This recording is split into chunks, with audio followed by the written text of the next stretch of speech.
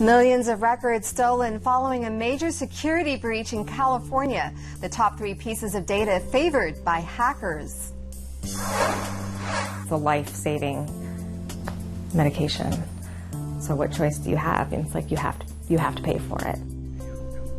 Paying the price, a critical drug that can save people with severe food allergies and the patients who say they can't afford it. The party is over for a beloved North Park cafe, the hipster trends that left Claire de Lune behind. KPBS Evening Edition starts right now.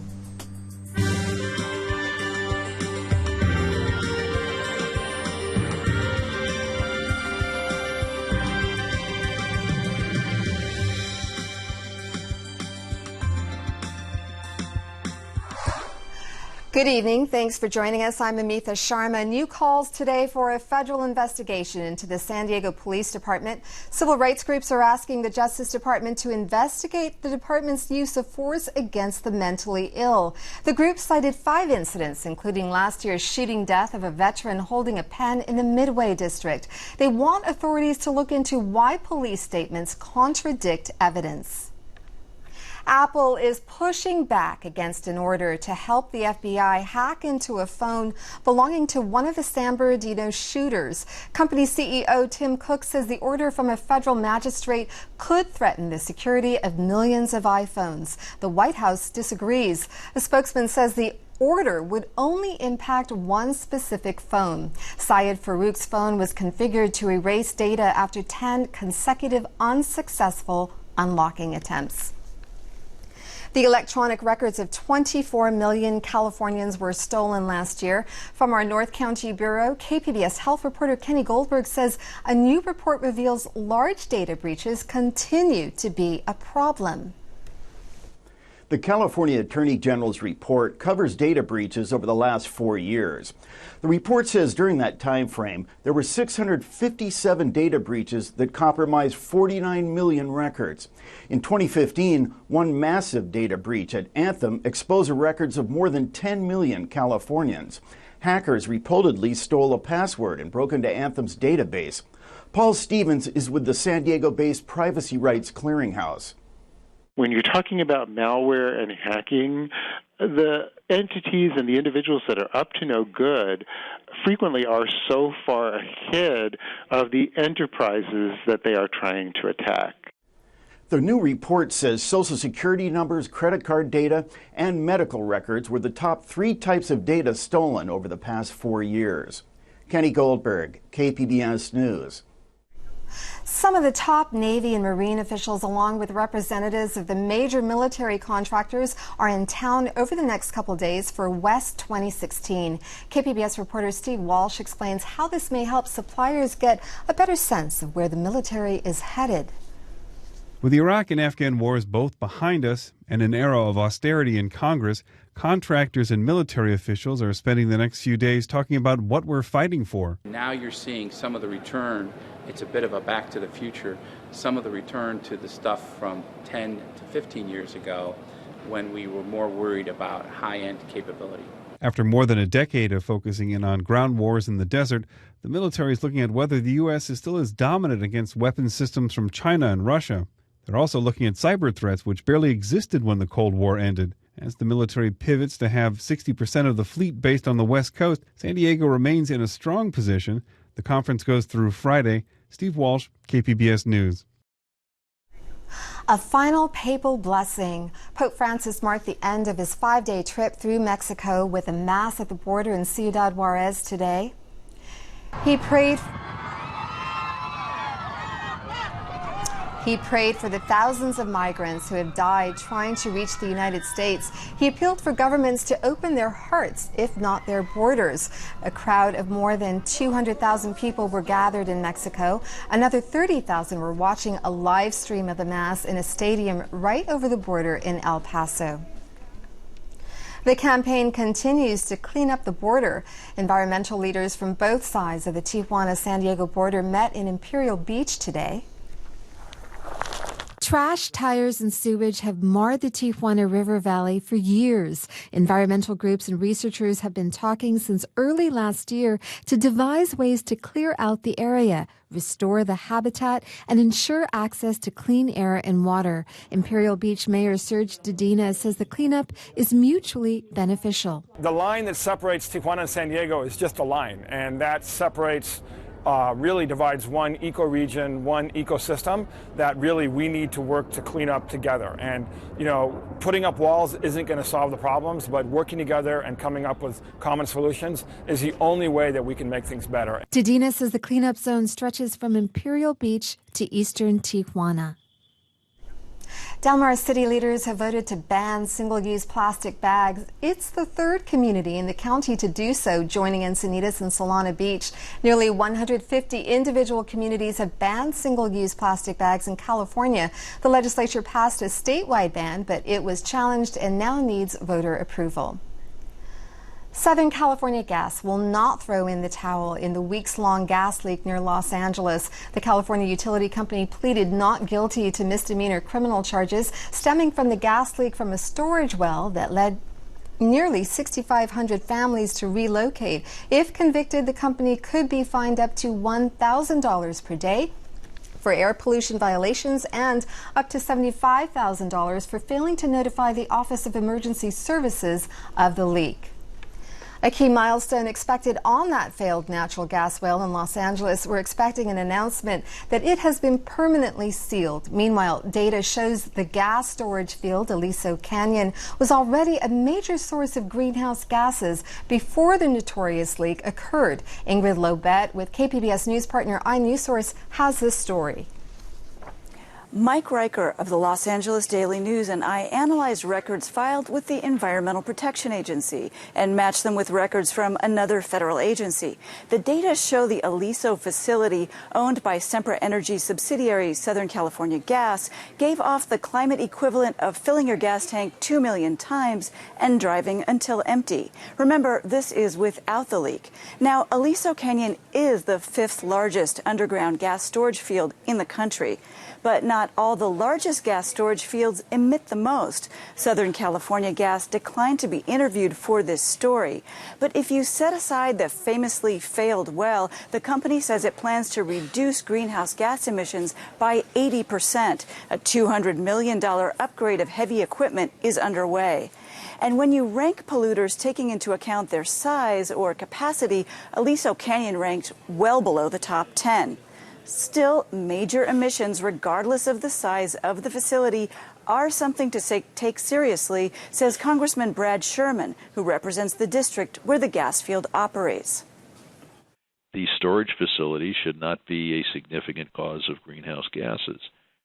Groups that have been tracking climate change gases hope the Sempra well failure will awaken interest in emissions escaping from underground gas fields and pipelines. Ingrid Lobet with KPBS news partner iNewsSource.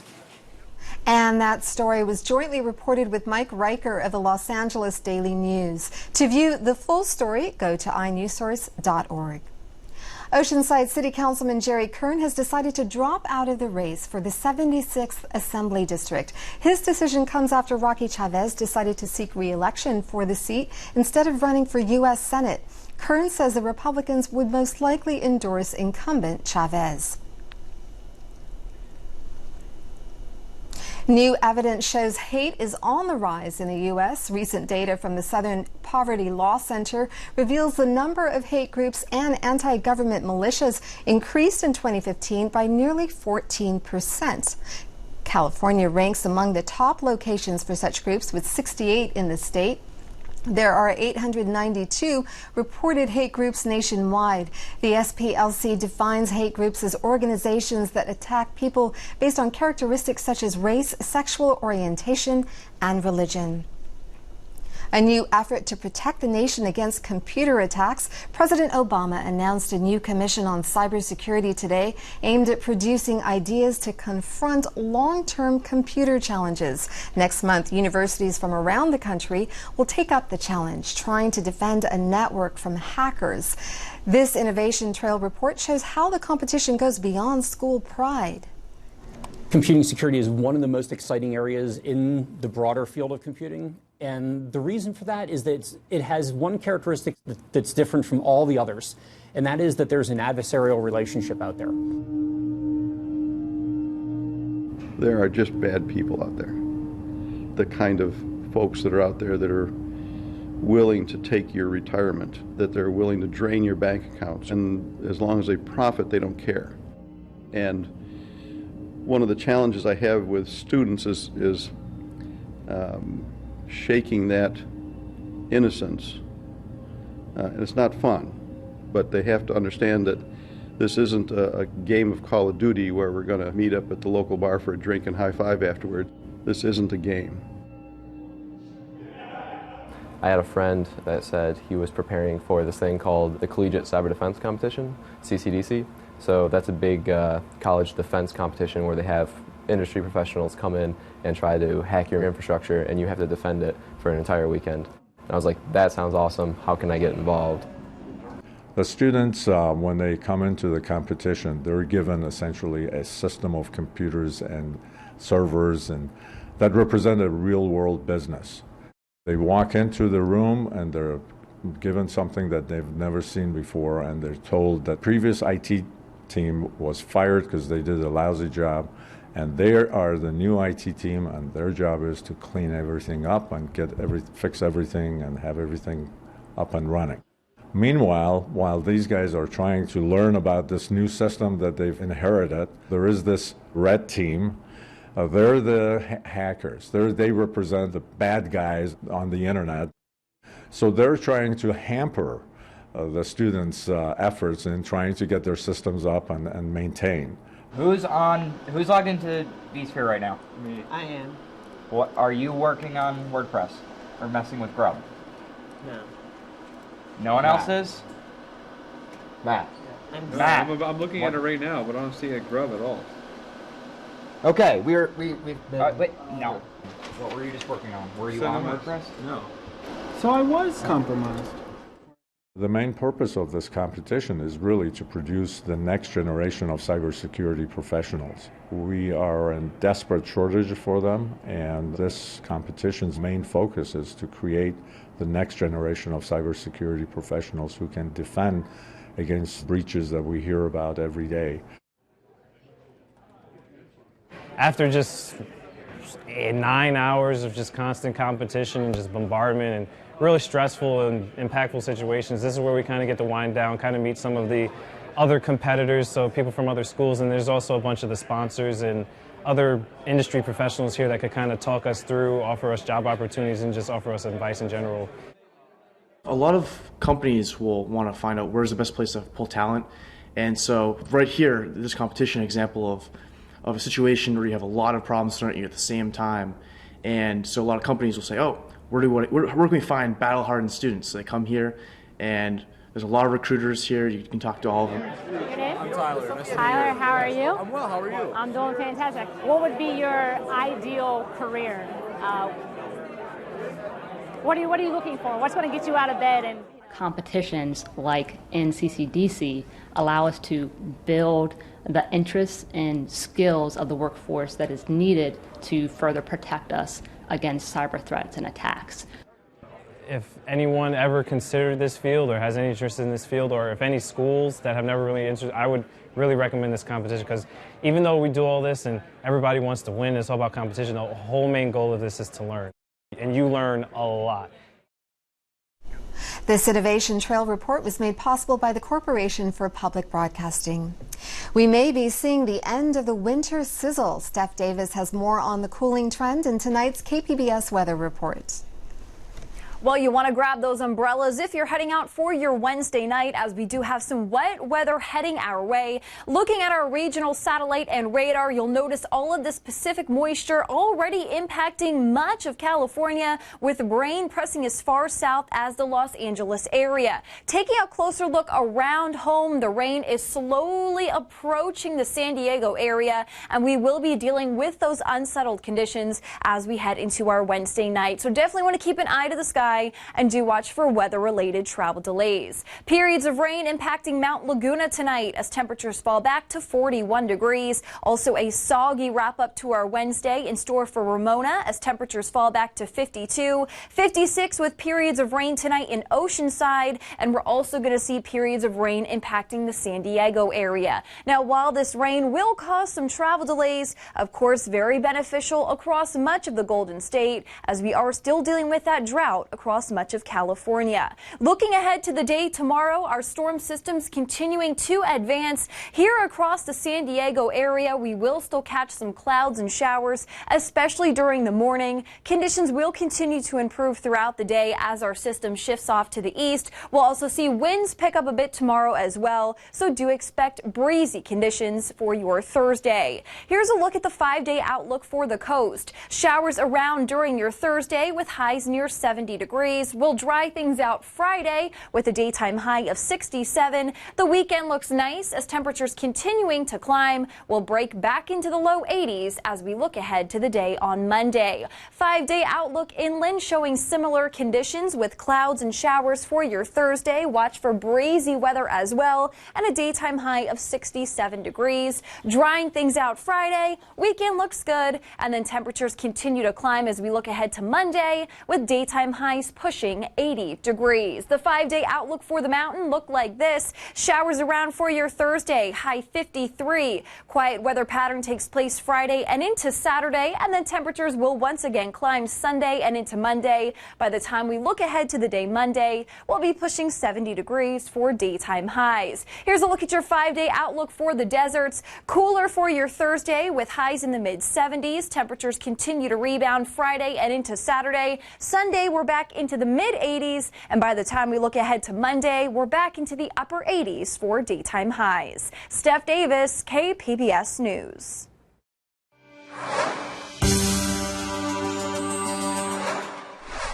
San Diego County health officials have reported the 6th flu-related death. The victim was an 83-year-old man. He died 12 days ago.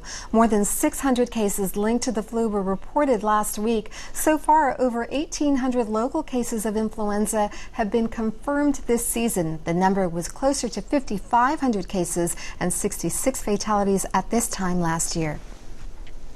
The California State Auditor has once again rated the state health insurance marketplace high risk, citing concerns about the exchange's future financial health. Beginning later this year, federal subsidies will end and Covered California will rely solely on fees from health insurance plans based on the number of enrollees. A state audit released yesterday finds that revenue could be hard to predict. Covered California says it has enough enrollment this year and a reserve fund should revenue fall in the future.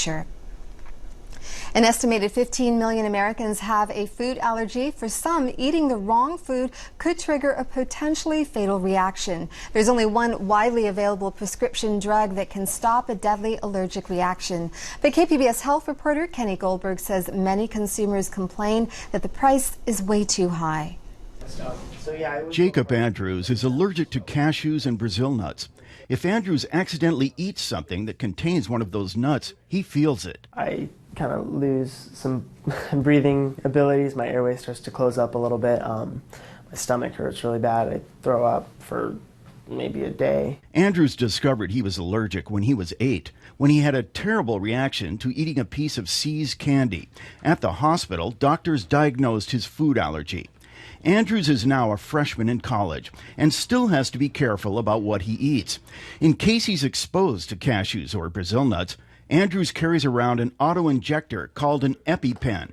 It contains epinephrine, a drug that can stop an allergic reaction. So you have to take the cap off of it, and there's a needle that isn't exposed because they don't want to freak you out. It's like inside, and then you just have to push it hard up against your outer thigh, and the needle goes in, and you just hold it there for 10 seconds and then take it out. EpiPens are sold only in pairs. That's because some people may need 2 injections to combat a severe allergic reaction.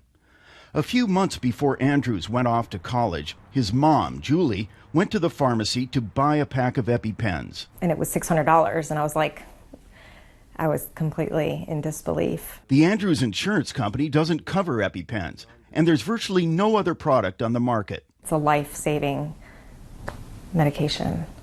So what choice do you have? And it's like you have to pay for it. The Netherlands-based pharmaceutical giant Mylan makes EpiPens. Over the last 5 years, Mylan has raised its price an average of 27% a year. Sales have skyrocketed too, despite the price hikes. That's because the number of children with food allergies has gone up, says San Diego allergist Michael Welch. We've seen a doubling of kids in this country over the last 10 years with peanut and tree nut allergy. And those are the ones that are the most life-threatening when they do have allergic reactions. Of course, EpiPen isn't the only drug that's considered to be outrageously priced.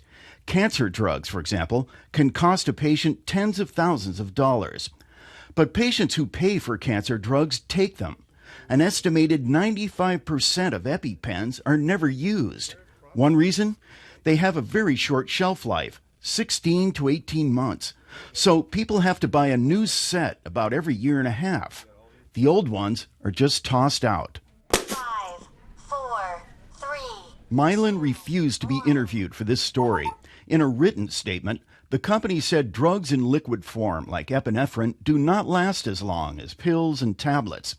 And regarding the price of EpiPens, Mylan said insurance companies and pharmacies make the final decision.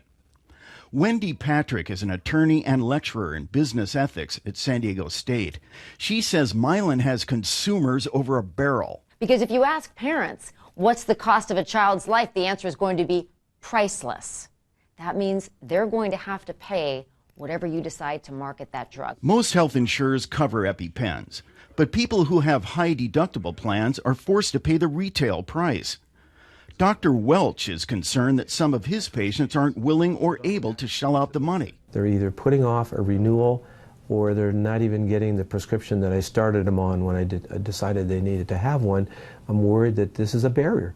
It's a barrier that is putting them at risk for having a serious allergic reaction. Jacob Andrews says the situation is totally unfair. I think for a necessity, especially for people who are born with this allergy or who have developed this allergy, they should be able to get the care they need at a price they can afford. Kenny Goldberg, KPBS News. KPBS video journalist Nick McVicker helped produce that story. When I fall on the next news hour, telling stories through music. We talked with Oscar nominee Carter Burwell on his score for the movie Carol. That's Wednesday on the PBS NewsHour. Claire de Lune Coffee Shop has served its last latte. It was a popular morning coffee spot in the heart of North Park and a nightlife destination for live music and poetry readings. KPBS culture reporter Angela Carone got inside one last time and talked to the owner about why she's closing up shop. Claire Magner doesn't drink coffee. 19 years ago when she opened Claire de Lune, she didn't know how to run a business. I knew nothing about making money, but I could throw a great party. And every time I had a party, 100 people would show up. So I figured, let me go ahead and open a coffee shop and I'll run it like my parties.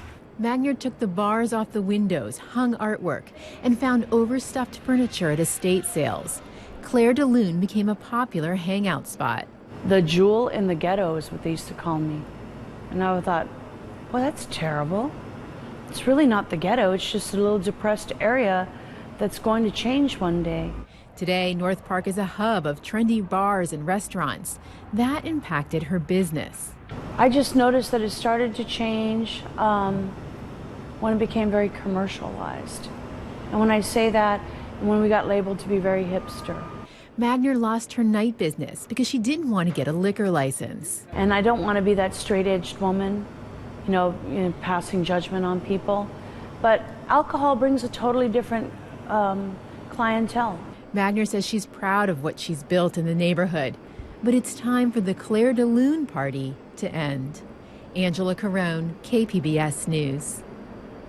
A historic and iconic ballroom in City Heights officially reopened today after years of being vacant. The Silverado Ballroom is part of a trio of Art Deco-style buildings at the corner of Euclid and University Avenues. It took years to fund its $1.6 million restoration, which the owner and city officials unveiled this morning.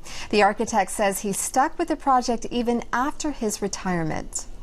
not only because of my loyalty to the owner, David Chow, but also to the neighborhood and to this particular complex of buildings.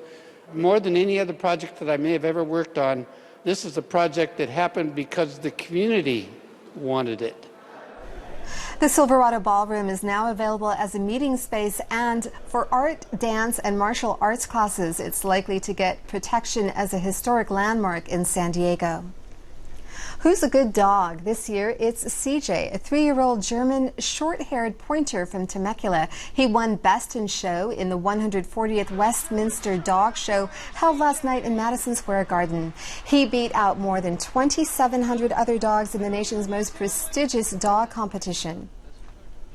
Here's a look at what we're working on for tomorrow in the KPBS newsroom. On Morning Edition, the University of California plans to add 10,000 undergraduates to its campuses in the next 3 years. The billion-dollar project will help the system expand. That's tomorrow on KPBS Radio.